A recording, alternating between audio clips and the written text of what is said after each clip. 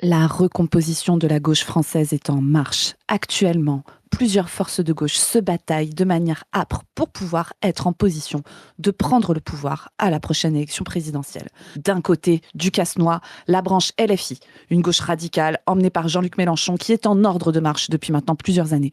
De l'autre côté du casse-noix, une gauche moins radicale, un peu plus de droite, un peu plus d'accord pour faire des petits arrangements avec les macronistes, etc. Cette pince était tenue jusque-là par Raphaël Glucksmann. Et actuellement, Raphaël Glucksmann est en train de se faire littéralement manger par le Parti socialiste. Au milieu de ce casse-noix, nous avons nos petites noisettes que vous connaissez bien, Marine Tondelier, Olivier Faure qui est en train de se faire manger par son propre parti, tout l'après, Lucie Castet, Clémentine Autain, etc. Bref, vous les connaissez, c'est la cour du Noisettistan. Et il se passe des choses incroyables actuellement au Noisettistan car un spectre hante le Noisettistan. Ce spectre, il a un petit air bonhomme, il a l'air sympathique, il a l'air d'être un peu le gentil papy qui va vous faire sauter sur ses genoux à Noël, mais en réalité, il s'agit du pire président de gauche de l'histoire de la Ve République. J'ai nommé François Hollande, un des plus gros requins de la politique française. Nous vous l'avons toujours dit ici à la Padutime. Et là, regardez, le mec voit Glucksmann se ramasser, il sort de l'ombre et il va tous nous bouffer si on le laisse faire, je vous le dis. Pour regarder un petit peu quelles sont les manœuvres qu'est en train de faire François Hollande avec son appareil du PS, j'appelle mon camarade Chris, PSologue de profession. Chris, comment vas-tu? Es-tu prêt à regarder l'horrible, l'incroyable, le terrifiant François Hollande? Super intro. Alors on dit solférinologie pour les vrais experts du PS. Donc le président normal, comme tu dis, c'est un requin, Moi je l'appelle, aujourd'hui c'est le parrain de la gauche social-démocrate. On a aujourd'hui en fait deux personnes qui gèrent la gauche, ce bipartisme à gauche depuis presque 20 ans maintenant. Il y a 20 ans ils étaient masqués, c'était Mélenchon et Hollande. Et depuis 2012, ils sont là, tous les deux, et on va y revenir. Hollande revient dans le game, et on va voir un petit peu quelle stratégie il nous joue, François Hollande, avec ses soldats. Et un de ses premiers soldats, Zoé, c'est son ancien Premier ministre, El Famoso tueur de Rémi Fraisse, Bernard Cazeneuve. Et donc, il y a quelques temps, avant la perte du soldat Glucksmann, ils avaient fait un petit rassemblement qui s'appelait la Convention. Et c'était le premier pas de la stratégie Hollande. Donc on va regarder comment Hollande revient dans le game facilement. Alors, petit rappel, Hollande est revenu vraiment dans le game il y a 1 an et demi, presque maintenant, un petit peu moins, 1 an et 4 mois, pendant les législatives de 2024, en se faisant élire député du NFP. Toutes nos pensées vont bien sûr à tous les électeurs de gauche qui se sont retrouvés dans la circonscription en Corrèze de François Hollande et qui ont dû voter pour lui aux législatives. Force à vous les camarades, on pense à vous, on est vraiment en empathie. On va vous envoyer, on en parlera à la fin des affiches, Plus jamais PS. Oui. C'est le meilleur moyen de vous sortir de cette violence qu'on vous a fait il y a maintenant 16 mois. Voilà. Nous ne laisserons pas les Corésiens seuls dans cette difficulté. La stratégie, on va vous l'expliquer un petit peu en fond, en long, en large du parrain. Il va essayer de reprendre la main sur ce qu'on appelle, nous, l'autre gauche. Il y a que deux gauches, fondamentalement, en termes de débouchés politiques. Il y a une gauche, la gauche de rupture, la gauche Mélenchon. On peut dire, sur certains aspects, anticapitaliste. Nous, on trouve que l'anticapitalisme, c'est pas mal, mais c'est pas du communisme. Voilà, donc on va dire anticapitaliste, post-capitaliste. Enfin, on a fait une capsule sur la façon dont on définit les termes avec Padu. Gauche de rupture, moi je trouve que c'est le meilleur. Antilibéral, voilà, sur le plan économique et tout. Et puis la gauche sociale-libérale, c'est-à-dire la gauche d'accompagnement au néolibéralisme, vraiment une gauche néolibérale qui pense que le profit du privé est un bienfait et qu'avec des petits arrangements stato-administratifs, on peut faire en sorte que des gens soient dans la merde, mais pas trop. Donc c'est ça la gauche sociale néolibérale, et donc ça c'est le pôle Hollande qui doit se recomposer. Nous, ça fait partie de la prophétie. On veut qu'il se recompose, on veut qu'il trouve son candidat, on veut qu'il soit au premier tour, on veut qu'il ait un programme. Ce sera peut-être le plus dur pour eux d'ailleurs qu'ils aient un programme pour vraiment rejouer cet affrontement au premier tour de 2027. Voilà. Bon, d'abord, je voudrais saluer l'initiative de Bernard Cazeneuve de rassembler la gauche réformiste dans toutes ses composantes. Parce que c'est l'heure.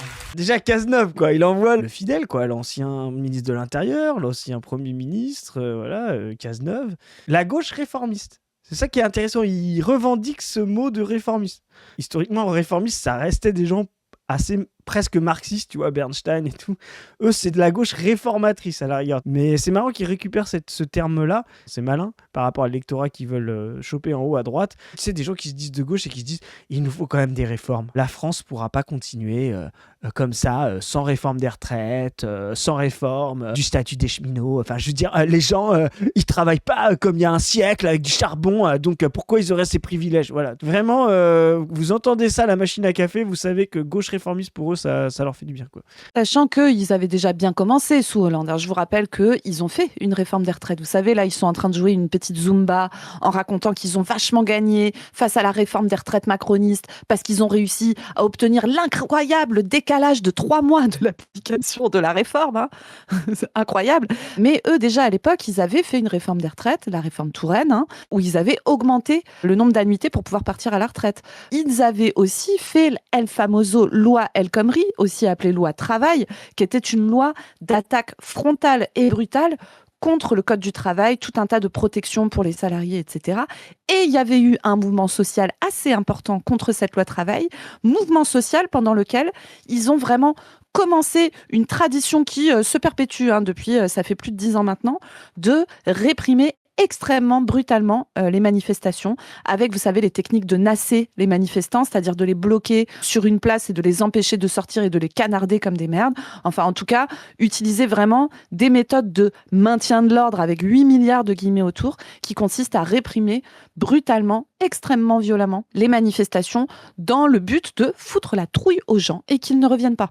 Tout à fait, et ça c'était le quinquennat Hollande, 2012, mais historiquement le PS ne fait que trahir depuis son arrivée au pouvoir en 81. Ce sont des gens qui ont fait le tournant de la rigueur avec Fabius, ce sont des gens qui sont sortis avec Jacques Delors de l'indexion des salaires sur l'inflation, donc qui ont fait baisser le pouvoir d'achat, c'est des gens qui ont fait d'énormes privatisations, enfin voilà. Ne croyez pas que le PS est mort, voilà, c'est un petit peu l'objet de cette capsule, le fil rouge, c'est pas parce que Annie Hidalgo... Pardon, c'est avec ce jeu de mots. Annie a fait 1,72 que le PS est mort. Il a encore des bases, il a des bastions, des régions, il a des élus locaux, etc. qui sont capables de fabriquer des gens pour l'élection. Effectivement, en 2017 et en 2022, ils étaient moribonds, ils n'avaient plus de leader. Macron avait soufflé leur électorat avant de vraiment échouer. Voilà. Là, ils sont en train de se refabriquer et c'est pas pour rien que François Vito Corleone Hollande est à la manœuvre en ce moment. Voilà. Mon avis reste, je l'ai dit, que c'était peut-être une erreur stratégique de ne pas les finir à coups de pelle platonique. Mais bon, moi, je pense qu'il reste des pelles dans les cabanons de tous les Français et que nous allons pouvoir continuer le travail et rester jusqu'à la fin. On va vous expliquer un petit peu avec la brèche ce qu'on va faire pour utiliser nos pelles platoniques de manière efficace face au PS. Moi, pour être honnête, la stratégie un peu fine de Mélenchon et de la NUPES 2022, paradoxalement, je la trouvais meilleure que celle du NFP. Mais en fait, le truc, c'est qu'il y a eu une rupture. Il y avait cette phrase de Bainville, alors Bainville, historien royaliste, réactionnaire, bon bref, mais voilà, qui avait parlé du traité de Versailles, comme il disait, il est trop dur dans ce qu'il a de faible et il est trop de faible dans ce qu'il a de dur. Et c'était un peu ça l'accord NUPES, c'est que en fait, effectivement, ils étaient harassés en 2022, le PS. C'était intéressant de se les mettre autour de la gauche de rupture, mais Mélenchon leur a laissé trop de brides. C'est-à-dire, il leur a cloué la main, et ça leur a fait très mal au PS. Ils n'ont pas du tout accepté, mais il leur a laissé l'autre un petit peu libre, tu vois, pour pouvoir s'arracher le clou eux-mêmes. Et en fait, il fallait soit leur clouer les deux mains, soit, comme tu dis, les finir à coups de pelle platonique. Mais voilà, il a été trop faible dans ce qu'il avait de dur, c'est-à-dire le fait de les harnacher à cet accord, et trop souple après en leur disant, bah ok, chacun son groupe. Il avait émis l'hypothèse de faire un seul groupe à la rentrée parlementaire de 2022. C'est la meilleure idée, c'est-à-dire pour vraiment les cadenasser. Il ne l'a pas fait, et c'est à mon sens là où il a relaissé se libérer le PS et où il va devoir l'affronter. Voilà. Pour moi, c'est un peu une stratégie intelligente, mais pas assez aboutie sur le fait de ramener le PS à gauche, parce que en faisant ça, si tu veux, s'il avait fait qu'un seul groupe à cette époque-là, il aurait poussé le PS à se diviser en deux, ce qu'ils n'ont toujours pas fait, et qu'ils arrivent, et c'est ça qui est très fort sur le PS, c'est qu'ils arrivent à ménager des gens extrêmement différents autour de la grande maison, comme ils disent tous là-bas, tu vois, la SFIO et tout. Mais je suis d'accord que ta stratégie de les fracturer comme des taupes qui pointent le bout de leur tête, attention, comme de ça, bien sûr, et dès qu'ils sortent, bam, voilà, c'est ça, exactement. Ouais, ce style. Donc vous voyez les petits jeux de foire là, avec les taupes. En fait, si vous dites à Zoé c'est des taupes, elle fait 0. Si vous dites c'est des députés PS, elle fait le maxi score. C'est précisément l'heure pour se préparer à l'élection présidentielle de 2027, de porter un projet et de choisir le moment venu le candidat ou la candidate.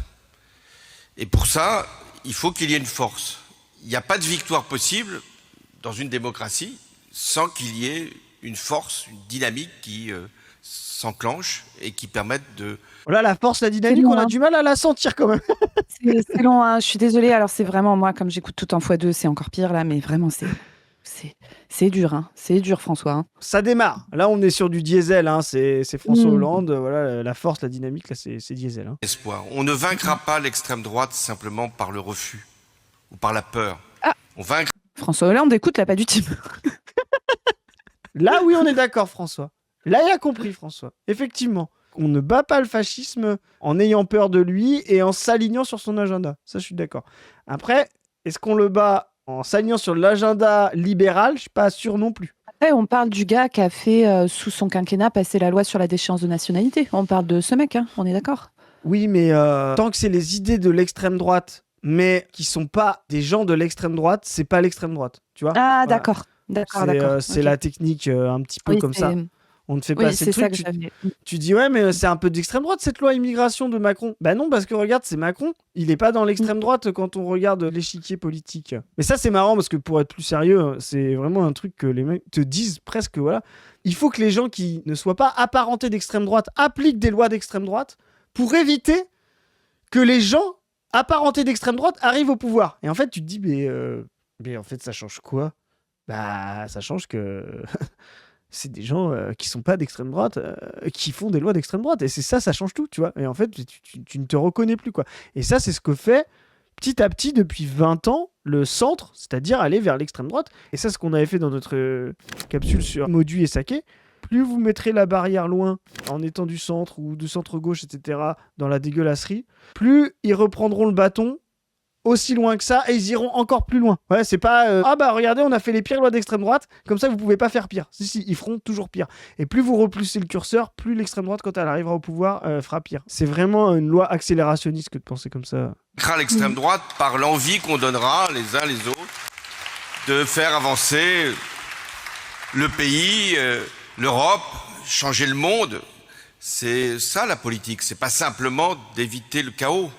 Le chaos, d'une certaine façon, il est déjà là. Point commun avec avec beaucoup de gens du coup là, avec Mélenchon, avec Édouard Philippe, pour dire que bon, Macron c'est quand même la catastrophe intellectuelle, quoi. Alors, il est un petit peu gonflé, notre cher François, de nous faire cette remarque, alors que littéralement, c'est lui qui a accouché de Macron. Je vous rappelle qu'il l'a mis secrétaire général de l'Élysée, donc bras droit de lui. Il savait pas. Tu peux pas dire ça. Oui, c'est bon. Qui aurait pu prédire un petit gars, banquier d'affaires, qui sort de chez Rothschild? Comment on aurait pu penser que c'était un énorme droitard? C'est vrai que c'est vraiment très, très, très surprenant. Hein. Donc, il a fait ça. Ensuite, il l'a nommé ministre de l'économie. Et Macron, qui, en 2016, a très, très bien joué sa partie, s'est barré du ministère de l'économie 1 an et demi avant l'élection présidentielle, hein, dans mes souvenirs. C'est-à-dire juste assez pour pouvoir arriver en disant « je suis un gars nouveau, c'est pas moi qui dois assumer le bilan catastrophique du quinquennat Hollande, etc. » Et ensuite... en se faisant copain avec beaucoup de milieux, journalistes, d'affaires, etc., se fait plein de copains, arrive à très très bien financer sa campagne et fait le hold-up qu'on connaît. Et du coup, on se le tape encore maintenant. Donc François Hollande, s'il te plaît, prends tes responsabilités quand tu fais le constat du chaos actuellement.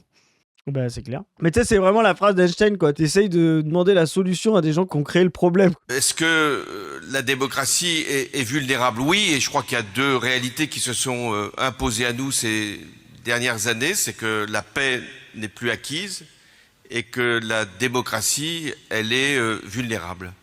Moi, j'en conclus que François Hollande, sous son quinquennat, il a bien sûr énormément œuvré pour la paix. N'est-ce pas, Chris? Par exemple, au Mali. Bien sûr. Ça s'est bien passé au Mali. Il a renoué avec la tradition france-africaine de son mentor Mitterrand. Voilà, ça on peut le dire. Tout à fait.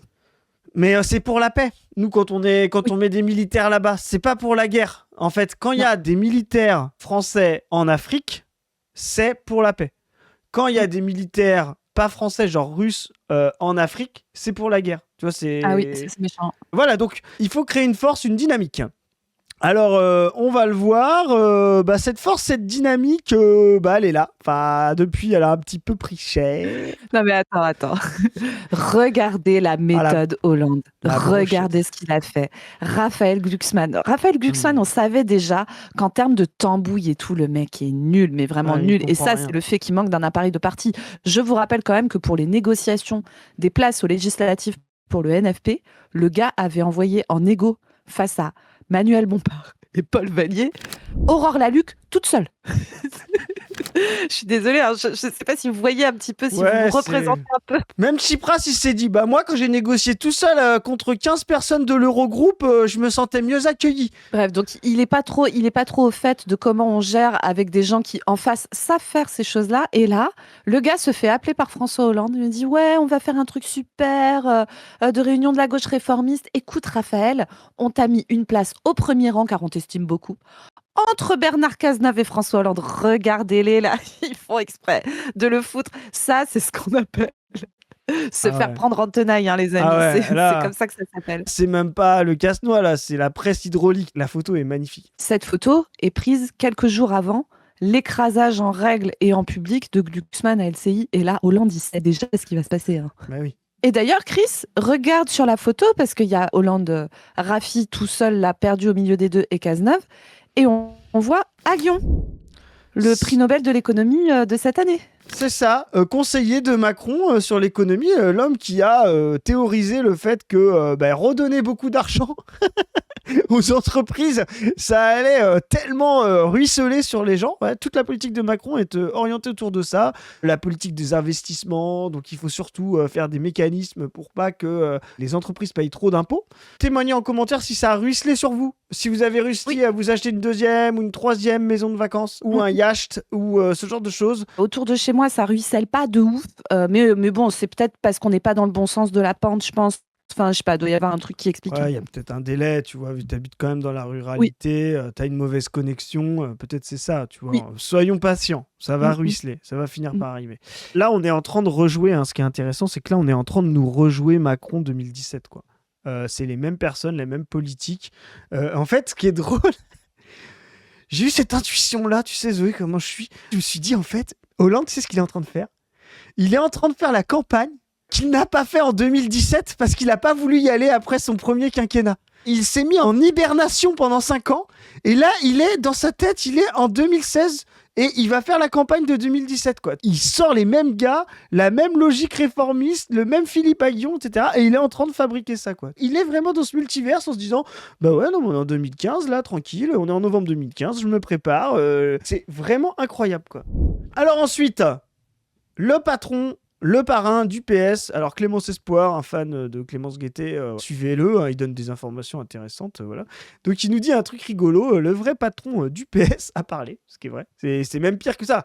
C'est le vrai patron de toute la gauche réformiste, comme il dit. Donc c'est le patron de la convention de Cazeneuve, qui est son petit micro-parti là. C'est le patron des radicaux de gauche. C'est le patron de tout ce pôle-là. C'est le patron de Place Publique aussi. Aurore et Aurélien. Aurélien, à mon avis, s'en est rendu compte. Je pense qu'Aurélien, elle a un petit peu plus faim. Lui, il s'en fout. Tant qu'il est directeur de cabinet, dans 2 ans, il s'en bat. Aurélien Rousseau, je vous mets le sous-texte. Donc Aurélien Rousseau, actuellement à Place Publique, député du NFP, qui a été un ministre assez éphémère de la santé de Macron. Il n'y a pas très longtemps, il a démissionné il y a 2 ans.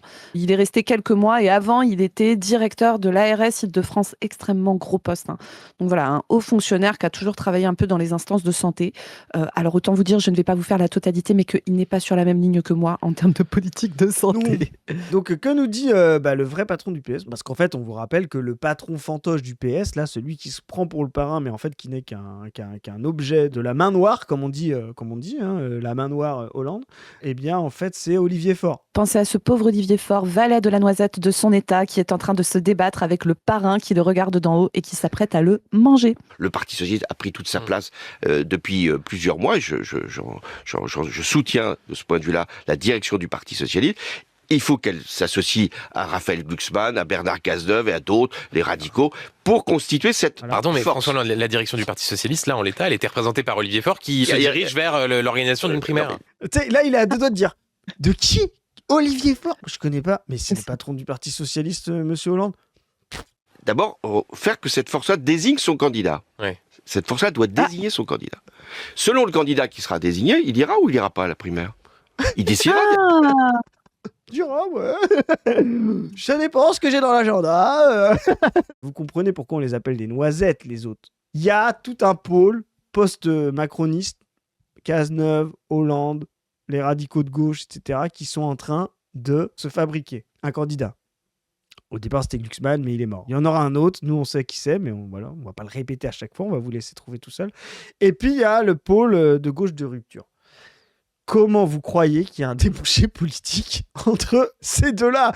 C'est-à-dire entre quelqu'un qui dit « Moi, je pense qu'il faut qu'on fasse des réformes, la retraite et tout, mais bon, faut pas qu'on soit trop méchant, donc c'est centre-gauche, voilà. » Parce qu'il y a un débouché politique là-dessus. D'autres qui disent « On n'en peut plus de ce système, il faut sortir de l'austérité, il faut sortir des politiques néolibérales. » Et il y a quelqu'un qui va dire « En fait, nous, notre projet, c'est de sortir des politiques néolibérales, mais sans trop en sortir et sans non plus vraiment être plus méchant que les moins méchants comme Hollande, mais moins méchant que les plus méchants comme Mélenchon. » Ça me semble être vraiment un projet politique d'avenir, vraiment. Surtout quand tu vois qui le porte. Je n'ai aucun doute sur le fait que c'est la méthode qui va marcher. Alors là, on a tout le monde. La cour des noisettes. D'ailleurs, il va falloir qu'on donne un titre à Johanna, parce que je pense que Johanna pourra prétendre. Donc, on continue. Voilà. Donc, il dit il ira pas. Déjà, il regarde le truc des primaires, il dit ouais, si je suis pas en week-end, peut-être je me pointerai. Je pense que la primaire est le plus mauvais des systèmes. Le rapport avec l'opinion, c'est une force politique, une personne pour l'incarner, un programme qui soit celui de la crédibilité et aussi de l'espoir, et d'aller franchement devant le corps électoral. C'est rigolo pour un mec dont le parti a désigné son candidat par une primaire ces 3 dernières présidentielles. Ces 4 dernières présidentielles. Donc vous avez vu, il a écrasé Glucksmann. Là, il est en train d'écraser Faure et son idée de primaire de con. Bref, il est en train de faire le ménage et d'asseoir qui est le patron. C'est ça. Et il va faire ce que dit Mélenchon et ce que nous on dit voilà, il n'y a qu'un moyen de trancher entre deux gauches. C'est le premier tour de l'élection. C'est tout. Et il a raison. Lui, il dit la crédibilité de ces gens. Il dit la crédibilité, puis après, t'entends, il dit et de l'espoir aussi. Mais bon, non. On sait que tu seras crédible. On sait que les politiques néolibérales, tu vas les faire. Par contre, l'espoir, ça fait longtemps que tu nous en laisses plus. Hein. Voilà, nous, on est team plus jamais on croit en toi, quoi. C'est la seule voie que je connais. Le reste, on peut faire des primaires, mais les électeurs, ils sont libres. Ils iront peut-être, pour certains, dans la primaire, d'autres n'iront pas. Ils veulent qu'il y ait une solution. Et cette solution, c'est une force politique, un projet, une incarnation. Ça pourrait être vous ou pas? Ben non, ça, c'est une autre question, parce que on mélange après. Pas dit non, hein. Voilà. Donc, il y a un schisme à nous dans la pas du team. Il y a des gens qui pensent que nous lisons mal les écritures du Saint graphique et que dans le candidat qui sera in fine ce représentant de cette force et de cette dynamique dont parle Hollande là, contre Mélenchon, ce ne sera pas Boris Vallaud, mais ce sera François Hollande. Voilà, donc, il n'est pas là pour en parler, je ne citerai pas son nom. C'est un élément de la pas du team qui n'est pas présent dans cette capsule. Voilà, suivez mon regard. Moi, je pense qu'il est trop grillé. Moi, je pense qu'il est trop grillé aussi, mais il est fort. Moi, j'ai dit c'est compliqué, n'est pas impossible. Mais je pense que même les autres vont dire non, François, on a tout compris, il y a ta stratégie, machin, etc. Mais pas toi quand même. Pas, tu vois, c'est pas possible, quoi. Ça va pas être jouable. Là, j'essaie de donner une méthode. Ouais. La seule méthode pour gagner l'élection présidentielle, c'est d'avoir cette grande force politique avec un projet qui tienne la route et une incarnation. Et l'incarnation, ça se décide pas dans une primaire. Vous dites pas non. Et regarde, L'élément de langage. est-ce que tu as entendu ça? Parce que ça, c'est vraiment la meilleure phrase possible. Et l'incarnation, ça se décide pas dans une primaire. Vous dites pas C'est un rapport avec l'opinion. Et ouais, quand t'es tout pourri sur LCI, t'es mort. C'est ça l'idée. Quand t'es nul sur LCI, c'est mort. Dégage. Et moi, je l'ai vécu, le rapport avec l'opinion. On peut partir de très bas, c'est possible. On arrive très haut à la fin. Alors après, le rapport avec l'opinion, François, fait quand même que tu n'as même pas osé te présenter pour un deuxième quinquennat, tellement tu savais que c'était mort dans le film. Donc bon, est-ce que tu vas réussir à te racheter une virginité entre les deux? il se peut, François Hollande, que des gens comme nous mettions la totalité de notre énergie à faire en sorte que les gens se souviennent de qui tu es et se disent plus jamais PS. Tu ne valides pas ma théorie comme quoi le gars est en 2015, quoi. C'est-à-dire qu'il ne sait pas qu'il ne s'est pas représenté. Il a des conseillers qui lui répètent qu'il est encore président, là, tu vois, il va se représenter. Alors pour finir, Roya, il met en place pas simplement des choses, donc ça c'est assez récent. Il commence même à affronter, donc Faure, on l'a expliqué, Faure, il essaye de jouer sa partition de nous on est quand même contre le cornu, mais en même temps on veut pas non plus la bordélisation de la FI, donc on va négocier point par point le parlementarisme et tout. Donc ça enferme un petit peu les réformistes là, parce que ça c'est une stratégie anti-FI, de gauche, de droite, donc il faut qu'il refasse un point là-dessus. Il montre que en fait, on peut aller vers le 49.3 pour imposer le budget. Hein. Voilà, c'est ça qu'il dit, contrairement à ce que nous disait Faure, qui était soi-disant le truc qu'il avait obtenu de fou de pas utiliser le 49.3 par ses grosses négociations. Il est vraiment mignon, Olivier Faure, c'est-à-dire qu'il croit non seulement que François Hollande va le laisser faire des trucs dans le Parti Socialiste, mais en plus, il croit que quand il est face à un macroniste, le mec ne va pas utiliser le 49.3. C'est trop mignon, quoi. Il est gentil. C'est le petit valet, tu vois, il tente des coups comme ça, il est pas idiot, mais il est un peu naïf, quoi. Ouais, moi, j'aimerais trop vivre dans sa tête, ça doit être hyper confortable.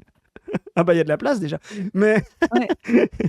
C'était le choix du Premier ministre, c'était aussi la demande du Parti Socialiste. Donc, il faut aller jusqu'au bout de cette logique. Est-ce qu'il est possible d'avoir un compromis ? Quand même mieux dans une assemblée, puisque c'est elle qui aura le dernier mot, que les uns et les autres, qui n'ont pas forcément ce qu'ils veulent, puissent trouver le compromis et voter et le budget de la sécurité sociale et le budget du pays. Si nous n'y parvenons pas, je serais tout à fait fâché. Il sera fâché tout rouge. Pas content. Les ordonnances, c'est-à-dire on applique le budget, mais dans sa forme initiale, il n'y aurait aucun progrès, soit la loi spéciale, je viens d'évoquer ce que serait une régression en définitive par rapport à nos objectifs, soit ça sera, si le Parti Socialiste considérait que c'était opportun, et si le gouvernement y était prêt, il y aurait éventuellement cette formule. Mais c'est trop tôt pour le dire, parce que ça serait dire... Ah, le petit filou. Ah, mais oui, il louvoie de fou. Il sait vraiment faire, tu sais, il enrobe le truc pendant plusieurs dizaines de secondes pour au final te faire passer le fait que, non, en fait, le petit truc que tu pensais avoir gagné et tout, en fait, c'est non, tu vas quand même te prendre la merde parce que tu comprends, il faut un budget, etc. C'est ça. Et à la fin, c'est lui qui va rattraper le coup de, bon, allez, on a laissé les enfants, là, Olivier Faure, etc., jouer entre les adultes, Mélenchon, Marine Le Pen et François Hollande, essayer de constituer un budget. Ça ne marche pas. Bon, ce que fera le RN et LFI, c'est de voter contre. Et puis Hollande il dira, allez, la récré est terminée, on fait voter le budget. Et donc, qui apparaît comme la gauche, comme il a dit, crédible, responsable, je sais pas quoi, la réformiste, etc., ce sera lui. Et ce sera pas Olivier Faure. Et donc, la pince se referme. Mais ça veut quand même dire, François Hollande, que vous ne dites pas tout sauf le 49.3. Vous dites, si le réalisme nous oblige à le faire, il vaut mieux un 49.3 que pas de budget. Ça, c'est bon ça, le réalisme. J'ai été président de la République, vous avez dit qu'il y avait 2 personnes, il n'y en a qu'une, je vous le confirme encore. Moi, j'ai utilisé le 49.3, ça n'a pas été forcément populaire. Je l'ai utilisé, donc je ne vais pas récuser ce qui existe dans la Constitution et qui, à un moment, soit sert à forcer la majorité, ce qui n'était pas mon cas, soit, quand il n'y a pas de majorité, de pouvoir en trouver une. Là, aujourd'hui, s'il devait être utilisé, si on devait solliciter cette procédure, c'est parce que toutes les autres n'auraient pas fonctionné. Ce qui serait vraiment très étonnant qu'on ne trouve pas de solution, vu que tout se passe parfaitement bien à l'Assemblée nationale depuis la dissolution de Macron, il y a 1 an et demi à peu près. Les gouvernements sont stables, il n'y a pas du tout des mecs qui sont tombés sur chaque vote de budget, il n'y a pas des gars qui ont démissionné avant même qu'un mouvement social démarre, il n'y a pas un mec qui a été nommé, qui a démissionné au bout de 16 heures puis qui est revenu au bout de 3 jours qui n'a aucune majorité. Donc moi, vraiment, j'ai toute confiance dans le fait qu'on va trouver des solutions sans passer par là, il n'y a pas de doute. Bah, c'est sûr. Ce qui est intéressant, c'est qu'en plus, tu as vu, il essaye de nous incarner le côté « j'ai été président ». Quand il s'est battu contre Sarkozy, tu te rappelles, ce slogan, c'était le président normal. Face au président bling bling et tout, je vais être le président normal. Et là, il va essayer de nous jouer le truc de écoutez-moi, moi je sais ce que c'est d'avoir été président. Il pourrait presque le refaire face à Macron qui est un peu, c'est ta théorie, hein, comme quoi il est un peu zinzin. Et ben là il va nous jouer le coup du président qui a été président, responsable, normal. Et puis tu sais le côté écoutez-moi quand même. Sous moi c'était pas fou, mais c'était quand même moins pire que sous Macron quoi. Mais c'est ça. Et sur chaque truc, tu vois, il va le faire. Parce qu'il va dire, par exemple, tu vois, tout à l'heure, on parlait de la loi travail. Mais en fait, depuis Macron a fait passer des lois bien pires sur la protection des salariés, etc. Vous avez vu la réforme chômage et tout ça, des trucs atroces, quoi, qui vraiment, dans la vie concrète des gens, dégradent clairement leurs conditions de vie. Ce qui était déjà le cas sous Hollande, mais Macron a fait pire. Sur le fait de réprimer les manifestations de manière extrêmement brutale, la loi travail, c'était une dinguerie. Mais derrière, Macron a fait les gilets jaunes. C'est-à-dire qu'il a arraché à la pelle des yeux, des mains, par le bras de sa police et de sa gendarmerie. Pour ce qui est de la réforme des retraites, Macron aussi a fait pire. Et vous pouvez faire ça sur tout un tas de sujets où en fait Hollande va pouvoir arriver en disant moi, je suis pas le bordalisateur, je suis le grand sage, j'ai déjà exercé le pouvoir, etc. Et toutes les merdes que j'ai faites, en fait, ça reste des merdes vachement moins graves que celles qu'a fait Macron. Et donc, c'est sur ce truc-là qu'il va essayer de jouer. Et donc, on va finir là-dessus. On cherche des Glucksmann, des Cazeneuve, des Boris Vallaud. Et si c'était lui? Vous allez recommencer, vous allez y aller. Mais non, je vais Non, je vais surtout pas me projeter. Tu sais, il y a un petit côté court à long. Vous êtes bien tendancieux, cher ami Darius Rochebain. Ainsi, c'est-à-dire que... Non, là, je comprends bien votre interrogation. Regardez, je vous regarde, vous êtes florissant, vous êtes en forme. Non, mais oui, est-ce que vous avez envie de... Oh, le journalisme de courtisan. Dis donc, Darius, je sais pas, Darius, tiens-toi, quoi. Enfin, je veux dire, là, il y a vraiment beaucoup de salive sur les chaussures de François Hollande. Je pense que ça suffit. Il n'y a pas besoin d'en mettre autant. Un coup de langue, c'est bon. Il n'y a pas besoin d'en mettre 40, quoi. Tranquille, Darius. C'est presque un peu obscène. Moi, je suis gênée de voir ça. Enfin, pardon, c'est clair. On rigole là, mais vraiment le journaliste de courtisanerie quand même. Enfin, là, on y est. Hein. Donc c'est marrant parce que c'est le même groupe de presse qui a massacré Glucksmann, qui est si gentil avec Hollande. Devenir président de la République. Comme je vous l'ai dit... Faut fuir, regardez, ça sert à rien de regarder là. Pourquoi vous aidez? Pas une vraie bibliothèque. Non, mais Hollande est drôle. C'est mon truc chez Hollande, c'est qu'il me fait rire. Il me fait marrer. Voilà, donc c'est sa force pour moi. On a envie de revenir, bien sûr. Oh là là, ça y est, les chaussures sont pleines. Maintenant, il s'attaque au slip. Tranquille, mais Darius, quoi. Là, c'est le pyjama de salive, là. Pour qu'il y ait un retour ou une annonce de candidature, il ne faut pas simplement une volonté, je vous l'ai dit. Il faut des circonstances. Oui. Sofitel, c'est genre, moi, j'avais la volonté, mais je vous avoue, quand on m'a appelé ce dimanche matin en disant Dominique... Scad s'est pris les pieds dans son pénis à force de violer des gens. Ah, là, je me suis dit, ça, c'est peut-être pour moi.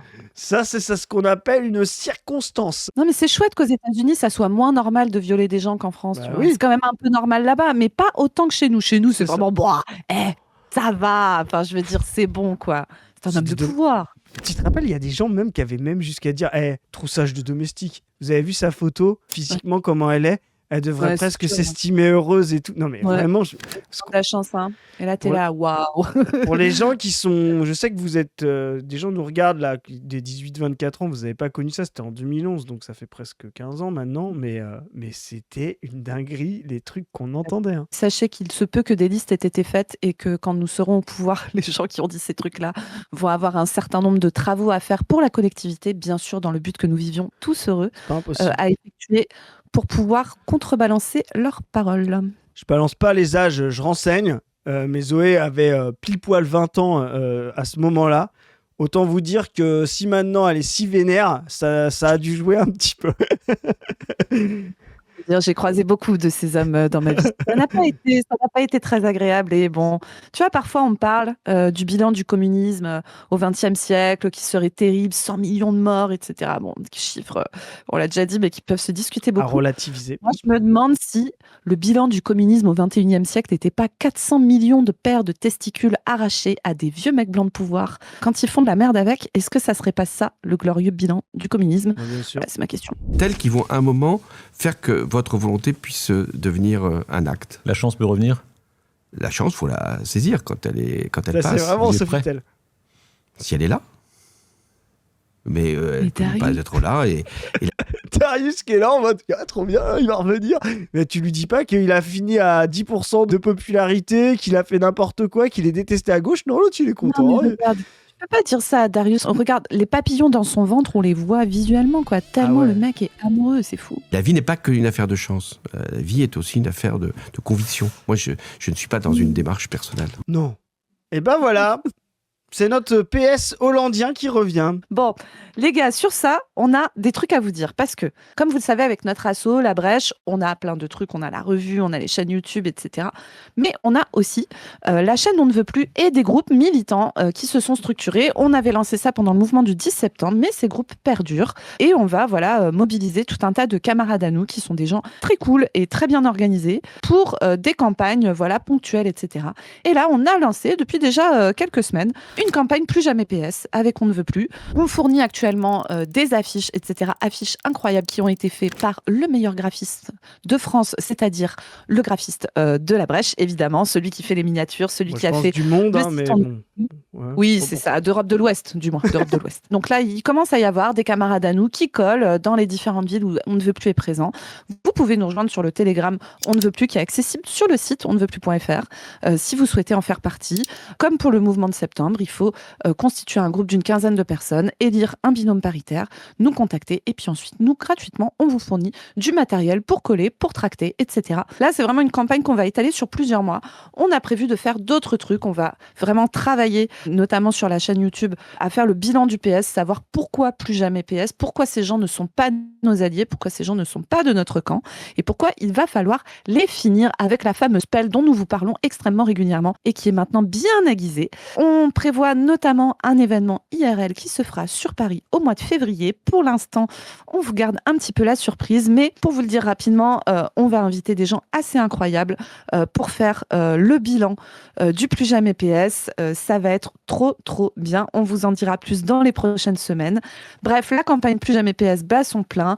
Comme d'habitude, tous ceux qui ont envie, même s'ils sont pas dans l'assaut, etc., de se joindre à nous et de faire partie d'un énorme bruit de fond pour aller les buter platoniquement, évidemment. Vous êtes les bienvenus avec nous et avec plein d'autres gens parce que nous ne sommes évidemment pas les seuls à avoir eu envie de flinguer le PS. Et deuxième chose très importante, nous sommes à Chambéry samedi 6 décembre avec Chris, à l'invitation des jeunes insoumis du secteur. Nous allons participer à 2 conférences, une conférence sur la santé avec donc moi et une autre invitée dont je ne peux pas vous dire le nom pour l'instant, mais ça va être très cool. Une deuxième conférence avec Chris, quelqu'un en local de Chambéry et moi un petit peu, où on va parler stratégie politique, municipale. Il se peut qu'on aille à Chambéry avec le Saint Graphique, les amis, qu'on le ramène Voilà. dans nos valises et qu'on décide de graphiquer Chambéry parce qu'il y a plein de choses à dire. Non mais vraiment, on va parler stratégie, comment radicaliser l'électorat, comment pousser des gauches radicales un peu partout, soit sur le côté électoral, soit vous le savez aussi, nous on réfléchit beaucoup au mouvement social, à comment on le crée, à comment on le maintient, à comment on peut aussi penser des partis de masse, etc. Des moyens enfin de changer la politique parce que je vous rappelle que depuis 40 ans, que ce soit la pseudo-gauche qui aille au pouvoir ou que ce soit la droite, on se fait un peu rouler dessus et il est temps que ça s'arrête, notamment parce que le capitalisme est en crise et que nous avons une ouverture pour faire tout ça. Donc voilà, si vous êtes à Chambéry samedi 6 décembre, ça sera à partir de 16h30 jusqu'à 20h. Je n'ai pas encore la salle, mais si vous nous suivez sur nos réseaux et tout ça, on vous tiendra au courant. On vous y trouvera avec grand plaisir. Chris, moi, le graphique et plein d'autres camarades. Vous savez aussi, on continue à vous embêter avec ça, mais c'est important que nous sommes en campagne de financement pour Position Revue, la revue marxiste incroyable de l'association La Brèche, notre revue. On est en train de faire peau neuve, on est en train de préparer des podcasts pour les chroniques de l'exploitation, de refonder tout le site, de mettre enfin le Saint Graphique accessible pour tout le monde, de préparer un gros événement en 2026 dont on a hâte de pouvoir vous parler. Pour tout ça, nous sommes en campagne de financement, comme je vous le disais. Vous avez le Tipeee en barre de description. Vous pouvez aussi nous retrouver sur nos réseaux Insta, Twitter. Allez vous abonner aux chaînes personnelles. Et sur ce, on vous dit à plus tout le monde. Salut et plus jamais PS. Plus jamais PS. C'est